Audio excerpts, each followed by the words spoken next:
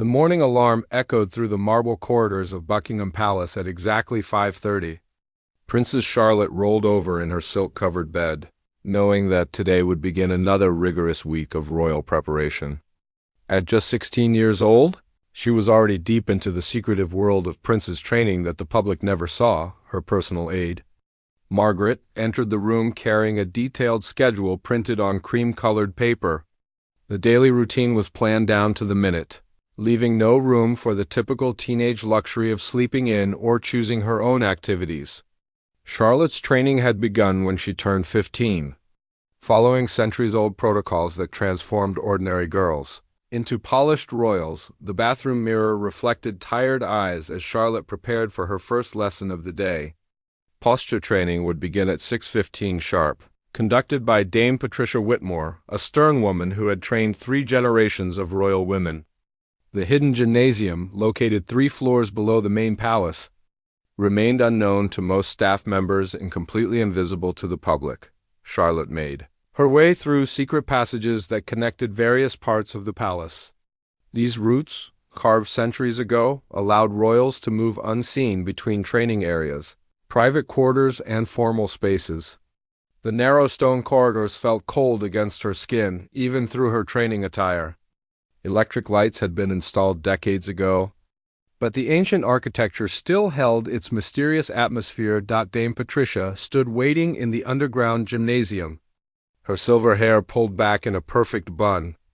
The room contained specialized equipment designed specifically for royal training. Balance beams helped develop the graceful walk expected of princesses. Weighted books taught proper head positioning during formal ceremonies. Mirror walls reflected every movement, ensuring perfect form in all gestures and expressions. The first exercise involved walking across a narrow beam while balancing a heavy book on her head. Charlotte had practiced this hundreds of times, yet Dame Patricia still found tiny flaws in her technique. Her left shoulder dropped slightly during turns. Her smile needed to appear more natural while maintaining perfect posture. Each correction was noted in a leather-bound journal that tracked her daily progress. Next came curtsy practice, using partners of varying heights to simulate meeting different dignitaries. Charlotte learned the precise angles required for greeting heads of state versus meeting local officials. The depth of her bow, the positioning of her hands, and the duration of eye contact all followed strict protocols. One mistake during a real ceremony could create international embarrassment. The voice training session followed immediately after physical exercises. Professor Hamilton, a distinguished man with decades of experience coaching royal speech patterns, worked on eliminating every trace of casual teenager from Charlotte's vocabulary. She practiced pronouncing difficult names of world leaders, foreign cities, and cultural terms she might encounter during state visits. Breathing exercises helped her project her voice clearly during outdoor ceremonies where thousands of people needed to hear her words. Charlotte learned to speak slowly and distinctly, even when nervous or excited.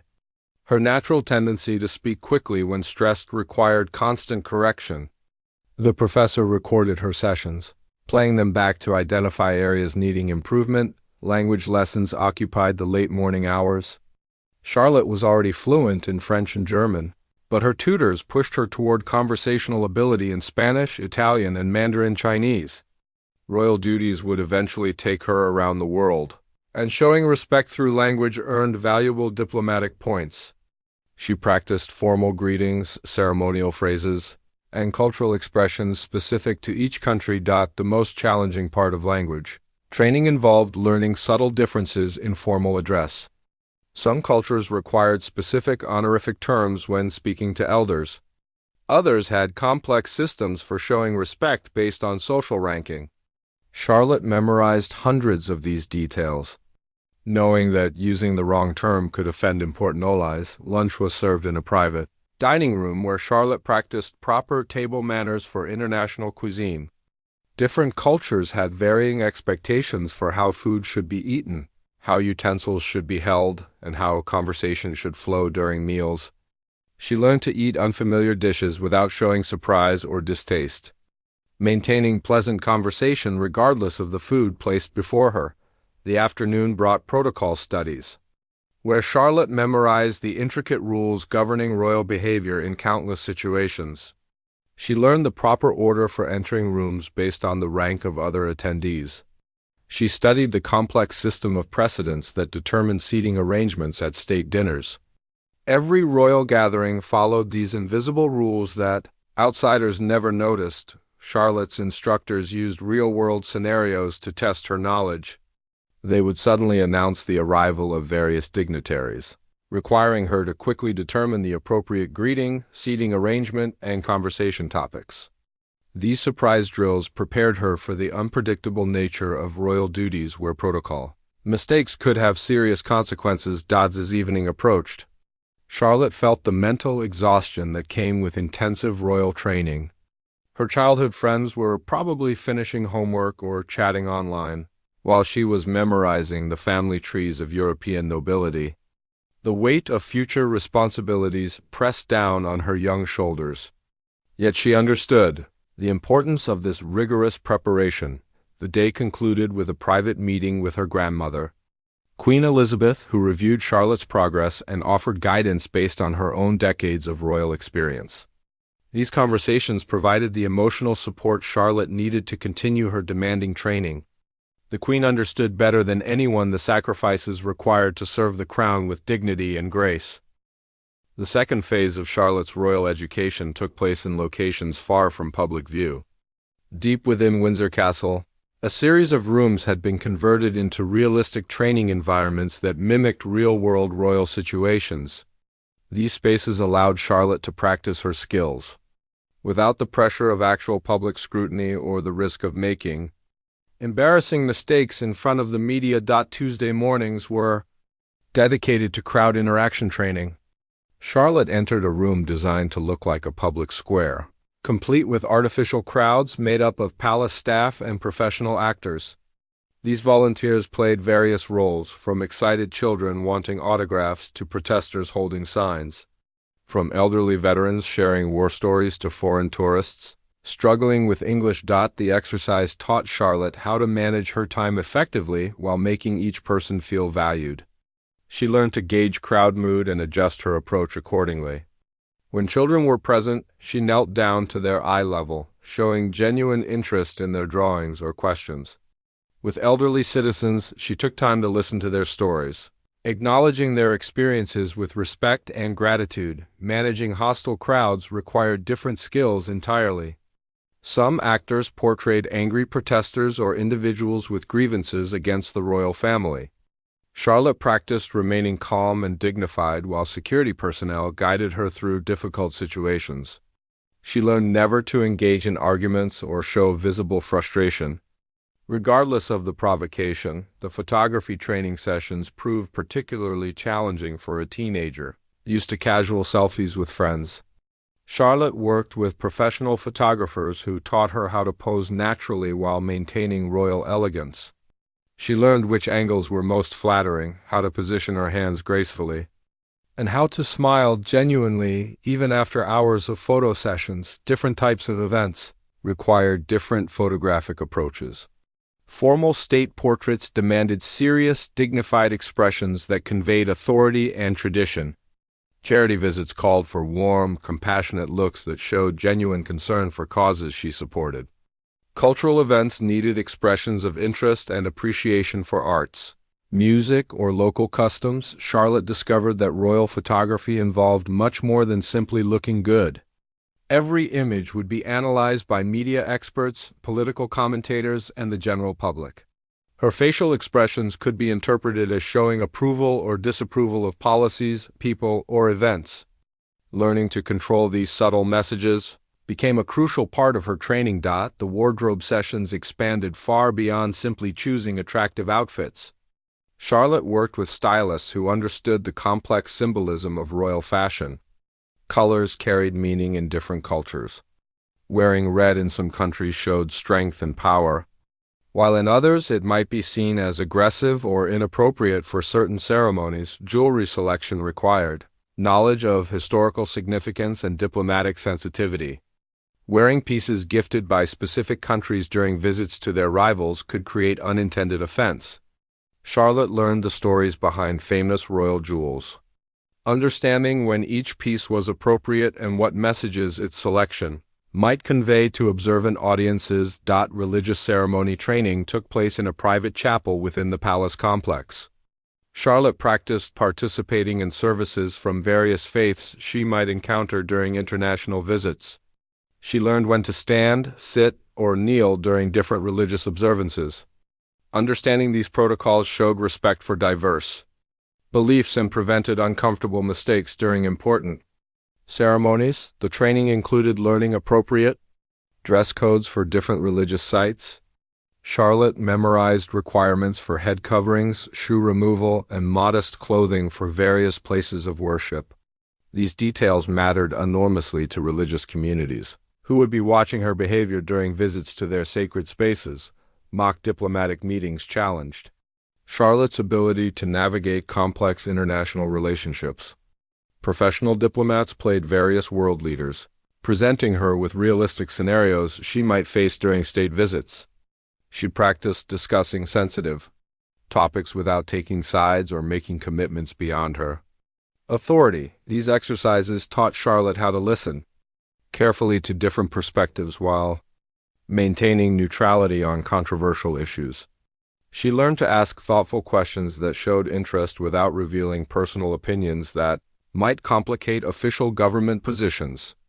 The balance between being personable and remaining diplomatically appropriate required constant attention. Charlotte's instructors created scenarios involving natural disasters, political upheavals, and cultural conflicts to test her ability to respond appropriately under pressure. She practiced offering condolences during tragedies, expressing support without interfering in local politics, and maintaining dignity during unexpected emergencies. The communication training extended to modern technology and social media protocols. Charlotte learned how every public statement, whether spoken or written, could be recorded and shared instantly around the world. She practiced crafting messages that were clear, respectful, and impossible to misinterpret, regardless of cultural context. Evening sessions focused on historical education that went far beyond typical school curricula. Charlotte studied the detailed histories of countries she would likely visit, learning about their cultural achievements, historical relationships with Britain, and current political situations. This knowledge would help her engage in meaningful conversations with local leaders and citizens. The most emotionally challenging part of her training involved learning to cope with constant public scrutiny. Charlotte worked with counselors who helped her develop mental resilience for dealing with criticism, invasion of privacy, and the pressure of representing an entire nation. These sessions provided coping strategies for the unique psychological challenges facing modern royals. By the end of each training day, Charlotte had gained new appreciation for the complexity of royal duties that appeared effortless to outside observers. Every public appearance required extensive preparation, cultural knowledge, and emotional control that the public rarely recognized or understood. The third week of Charlotte's intensive training focused on crisis management and emergency protocols that could save lives during unexpected situations. The palace's underground bunker, originally built during World War II, had been converted into a realistic training facility, where Charlotte learned to handle dangerous scenarios that might occur during her future royal duties. Security expert Commander Harrison, a former Special Forces officer, guided Charlotte through various emergency drills. The training began with recognizing potential threats in crowds, from suspicious behavior patterns to identifying individuals who might pose risks to her safety or the safety of others around her. Charlotte learned to trust her instincts while remaining calm and composed in potentially dangerous situations. The first exercise simulated a bomb threat during a public ceremony.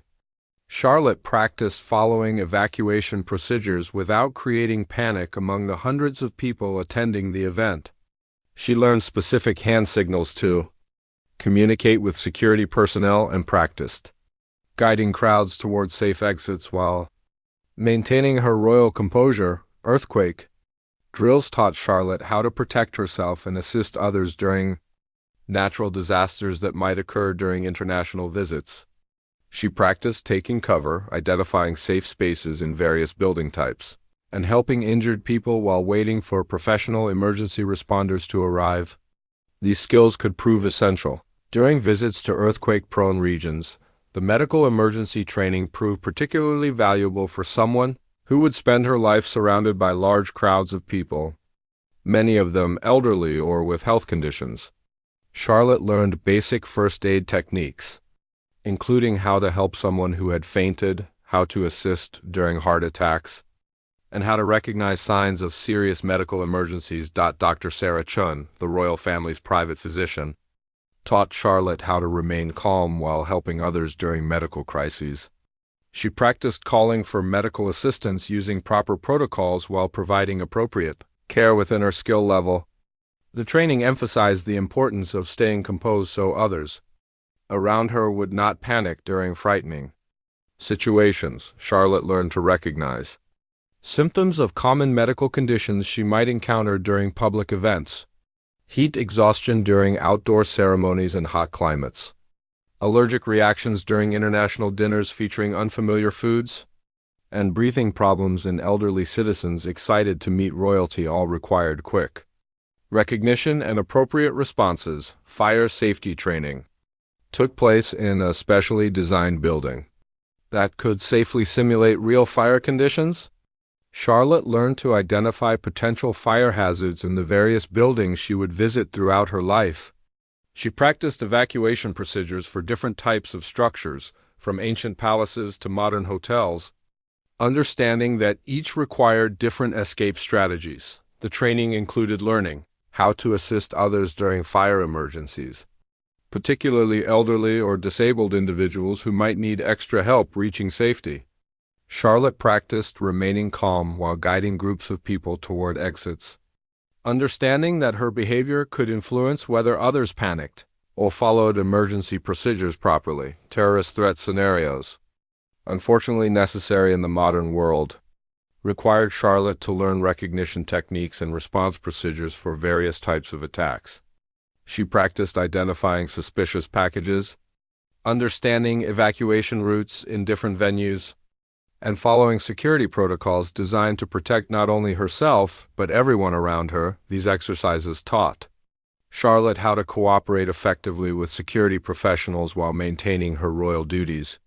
She learned when to continue with scheduled events and when situations required immediate departure.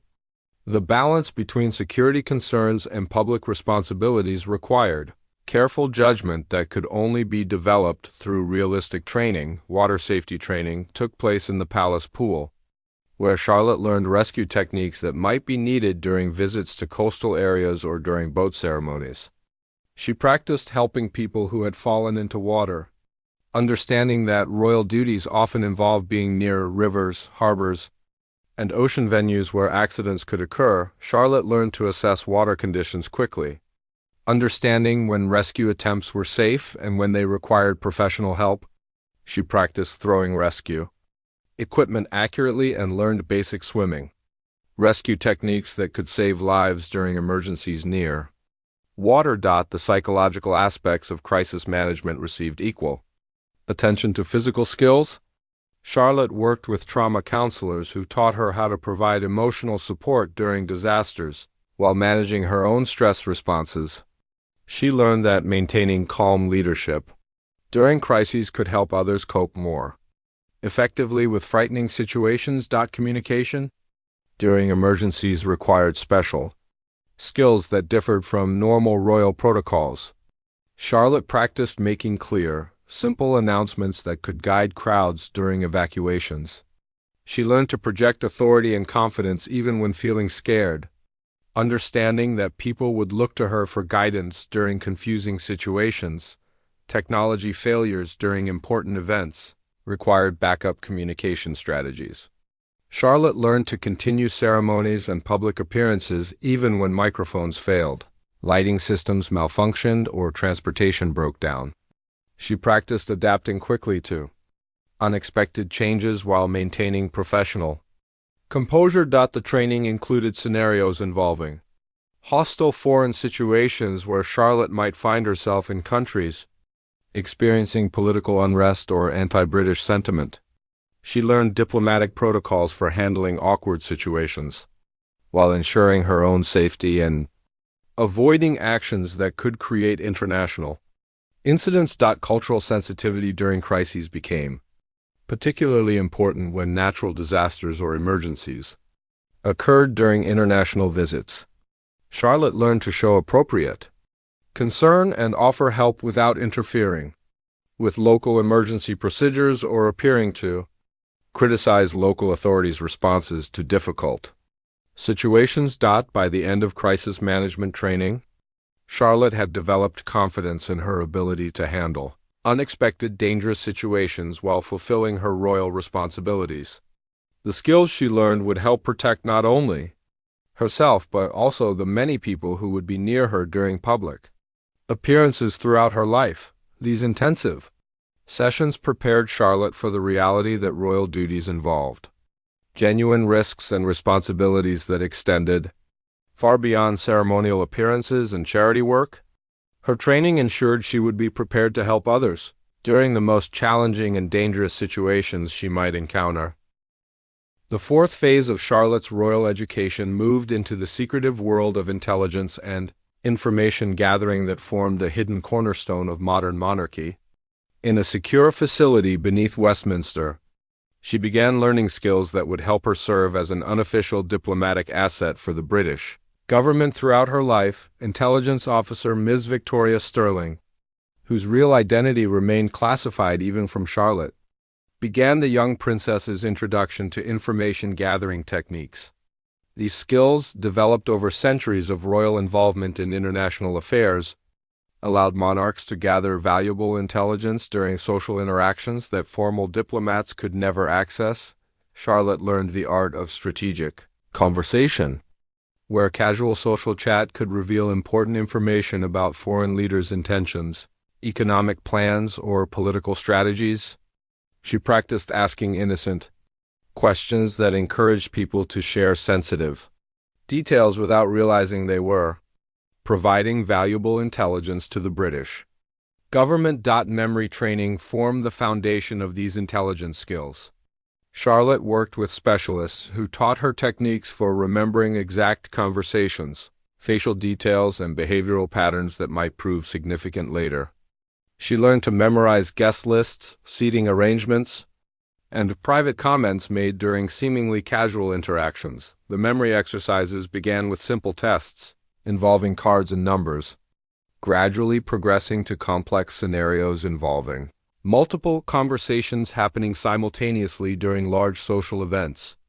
Charlotte practiced tracking different discussion topics while participating naturally in various conversations throughout extended ceremonies and receptions. Code recognition training taught Charlotte to identify signals and messages that might be embedded in seemingly normal diplomatic correspondence, gift presentations, or ceremonial procedures. She learned that international communications often contained hidden meanings that trained observers could detect and interpret. Charlotte studied historical examples where royal family members had successfully gathered crucial intelligence during World Wars and Cold War tensions. She learned how previous generations had used their social access to gather information that helped protect British interests during dangerous international situations. Language skills took on new dimensions as Charlotte learned to detect subtle meanings in conversations conducted in foreign languages, even when speakers assumed she couldn't understand their discussions. Her language training allowed her to gather valuable information while appearing to be focused on other activities. The princess practiced eavesdropping, techniques that appeared completely natural during large social gatherings.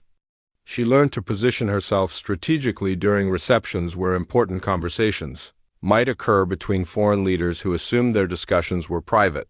Technology training introduced Charlotte to modern surveillance equipment disguised as ordinary jewelry, accessories, and personal items. She learned to operate recording devices, tracking equipment, and communication tools that looked like normal princess accessories but served intelligence gathering functions. Charlotte discovered that her Future royal duties would involve carrying specially designed items that could transmit information back to intelligence services. Her jewelry, handbags, and even clothing could contain sophisticated equipment that would help British intelligence monitor international situations. Counter-surveillance awareness became equally important as Charlotte learned to recognize when foreign intelligence services might be watching her activities or attempting to gather information about British government positions. She practiced detecting hidden cameras, recording devices, and surveillance personnel during international visits. The training included learning how to communicate with British intelligence operatives who would be present during international visits disguised as normal staff members, journalists, or event attendees.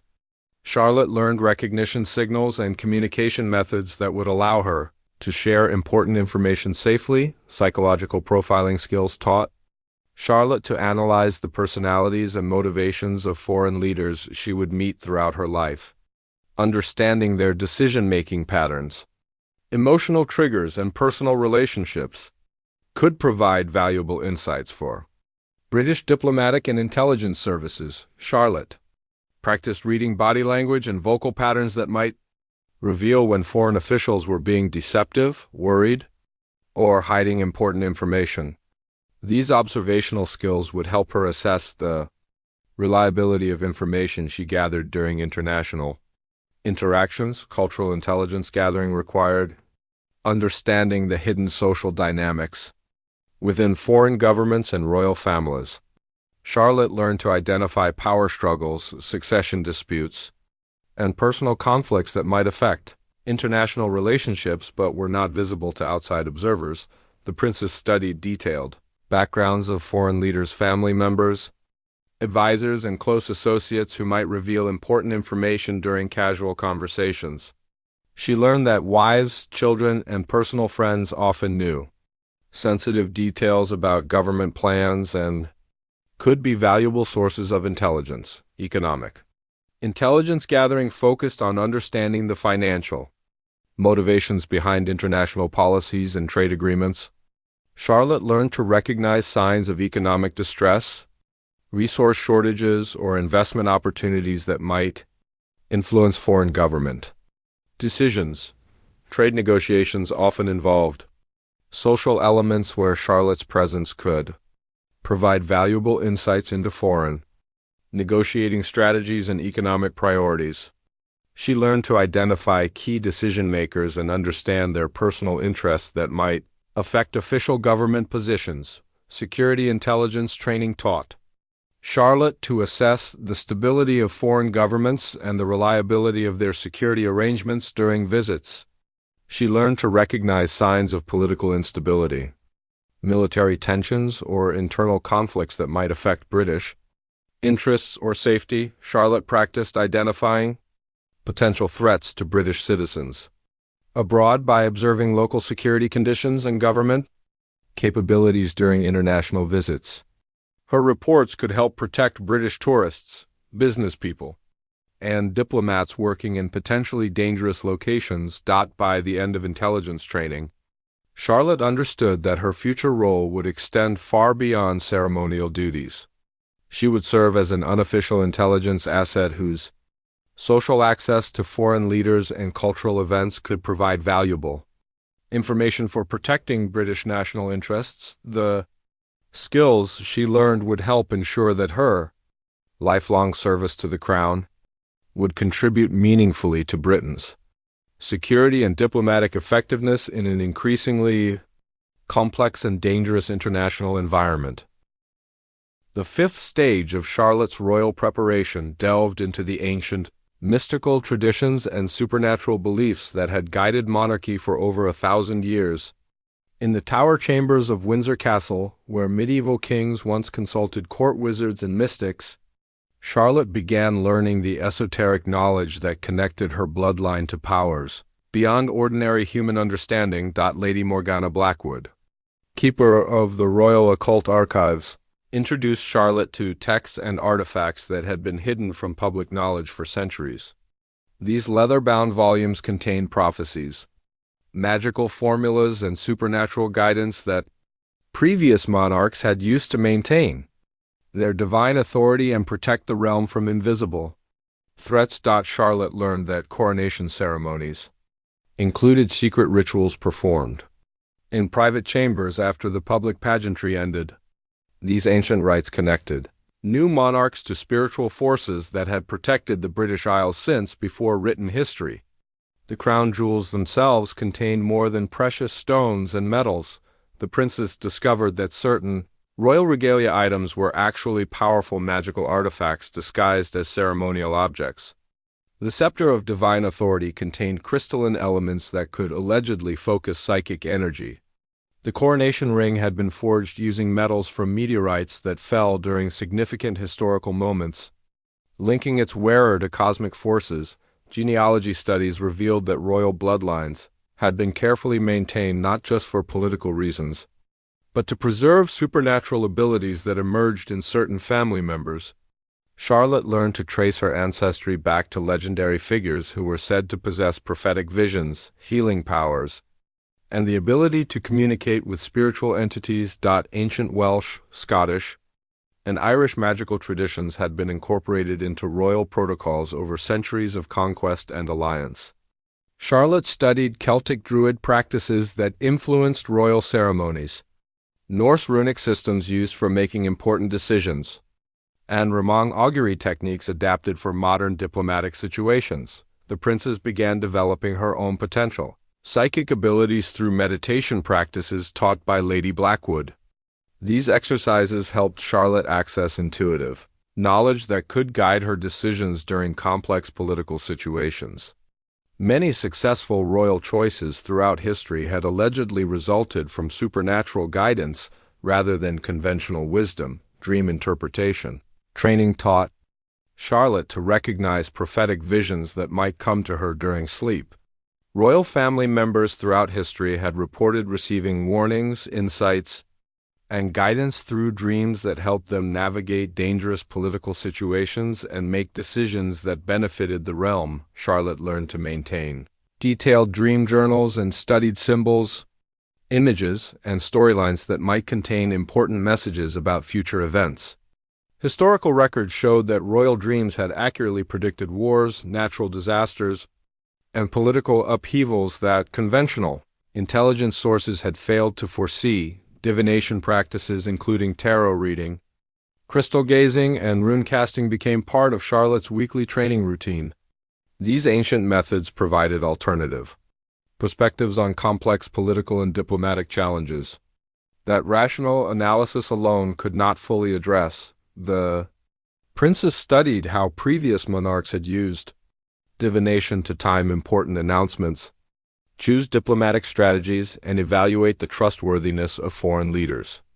These techniques offered insights into human motivation and future possibilities that complemented conventional political intelligence. Herbal knowledge passed down through generations of royal healers taught Charlotte to prepare remedies for various physical and psychological ailments.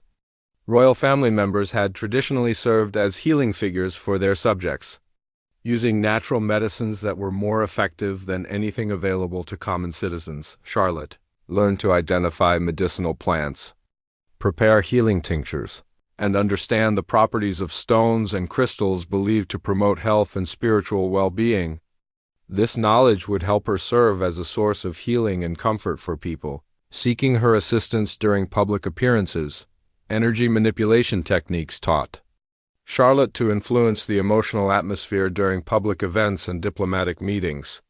By understanding how to project calm, confidence, or authority through subtle energetic practices, she could affect the outcomes of important gatherings without anyone realizing her influence. The princess practiced techniques for reading the emotional states and intentions of people around her through their energy signatures rather than relying solely on body language and verbal cues.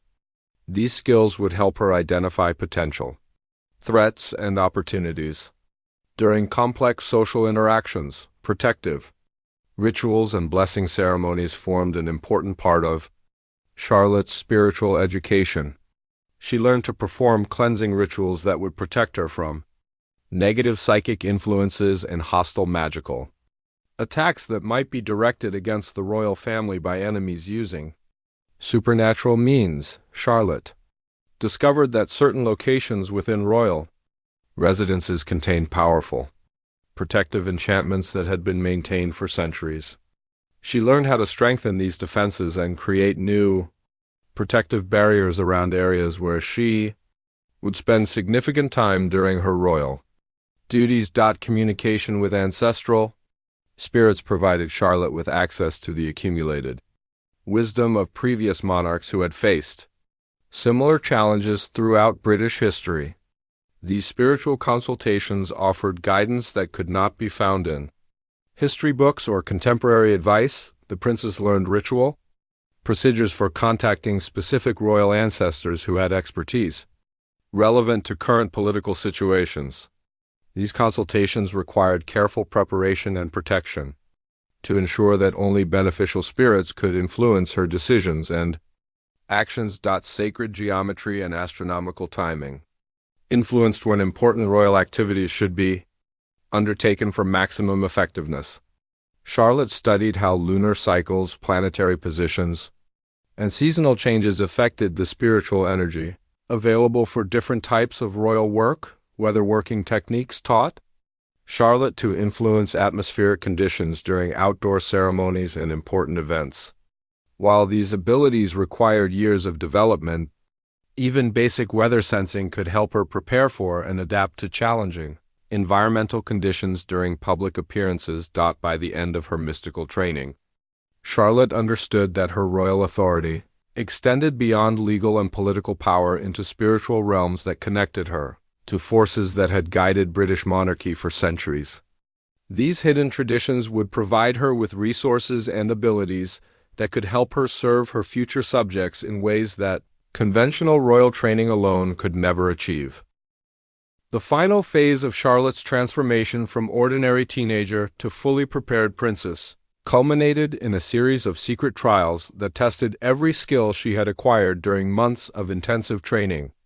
These challenges, conducted in absolute secrecy, would determine whether she was ready to begin accepting public royal duties and representing the crown in real-world situations. The first trial took place during an actual state dinner where foreign diplomats, government officials, and international media were present. Charlotte was not told in advance that this would be her final examination, making her responses completely natural rather than rehearsed performance. Throughout the elegant evening, Charlotte's instructors observed from various positions as guests and staff members. They evaluated her posture, conversation skills, protocol knowledge, and ability to handle unexpected situations that arose during the formal event. Every gesture, facial expression, and word choice was carefully analyzed, a deliberately orchestrated crisis tested. Charlotte's emergency response training when a kitchen fire created smoke that began filtering into the main dining hall. Charlotte immediately recognized the situation, calmly guided guests toward safe exits, and coordinated with security personnel using the hand signals she had learned during crisis management training. Her composed leadership during the emergency impressed even the foreign dignitaries who witnessed her behavior. Charlotte's ability to maintain royal dignity while ensuring everyone's safety demonstrated that her training had successfully prepared her for real-world challenges that could occur during any public appearance. The second trial involved an unannounced solo visit to a children's hospital where Charlotte would interact with young patients, worried families, and medical staff without the support of experienced royal handlers. This scenario tested her ability to provide genuine comfort and support while maintaining appropriate royal boundaries. Charlotte spent several hours moving between hospital rooms, talking with children who were excited to meet a real princess despite their serious medical conditions. She demonstrated remarkable emotional strength, offering encouragement and hope while avoiding promises she couldn't keep, or medical advice beyond her expertise. The most challenging moment came when a young patient asked Charlotte directly whether she would recover from her illness. Charlotte handled this delicate situation by acknowledging the girl's fears, expressing confidence in her medical team, and focusing on the brave spirit she could see in the child's determination to fight her condition. Her natural warmth and genuine concern for the children's well-being showed that Charlotte's training had not eliminated her humanity or turned her into a merely ceremonial figure. Instead, she had learned to channel her compassionate instincts through appropriate royal channels that could provide real comfort and support. The third trial tested Charlotte's intelligence gathering skills during a reception hosted by a foreign embassy, where she was expected to gather information about trade negotiations while appearing to be simply socializing with international guests. Charlotte successfully engaged in conversations with key diplomatic figures, using her language skills and cultural knowledge to build rapport and encourage them to share insights about their country's negotiating positions. Her ability to remember complex details while maintaining pleasant social interactions impressed her intelligence instructors. She identified several important pieces of information about resource shortages affecting international supply chains and discovered concerns about currency fluctuations that were influencing trade policy decisions. This intelligence would prove valuable for British negotiators preparing for upcoming economic discussions. The fourth trial examined Charlotte's spiritual and mystical training through a private ceremony conducted in the ancient chapel beneath Westminster Abbey. She was required to demonstrate her ability to access intuitive knowledge and spiritual guidance while maintaining connection to the practical realities of royal duty. Charlotte successfully performed protective rituals that would shield her from negative influences during future public appearances. She demonstrated competence in divination techniques that could provide alternative perspectives on complex political situations requiring royal input or influence. Her connection to ancestral wisdom provided specific guidance about handling upcoming diplomatic challenges that conventional political analysis had not fully addressed. This spiritual dimension of her training would give Charlotte access to resources and insights unavailable to purely secular leaders. The final trial involved a comprehensive simulation where Charlotte faced multiple simultaneous challenges, including hostile protesters, media criticism, security threats, diplomatic complications, and personal family pressures that required her to balance competing demands while maintaining royal composure. The scenario was designed to push Charlotte beyond her comfort zone and test her ability to make good decisions under extreme pressure. She demonstrated remarkable resilience and judgment, successfully managing each challenge while maintaining her core values and royal dignity. Charlotte's performance during these final trials convinced her instructors that she had successfully completed one of the most rigorous royal training programs ever designed. She had developed skills that combined traditional royal protocols with modern security awareness, diplomatic intelligence, and spiritual wisdom. The successful completion of her training marked Charlotte's transition from student to active royal family member, ready to accept public duties and represent British interests around the world. Her preparation had equipped her with capabilities that extended far beyond what the public would ever see or understand. 6 months after beginning her intensive education, Charlotte stood ready to serve the crown with abilities that would help her navigate the complex challenges facing modern monarchy. Her training had transformed her from an ordinary teenager into a sophisticated representative capable of serving British interests across multiple dimensions of power and influence. The hidden traditions that had guided her education ensured that Charlotte would continue royal legacy while adapting ancient wisdom to contemporary global realities. Her unique preparation would enable her to serve as both a ceremonial figure and a practical asset for protecting and advancing British interests throughout her lifetime of service.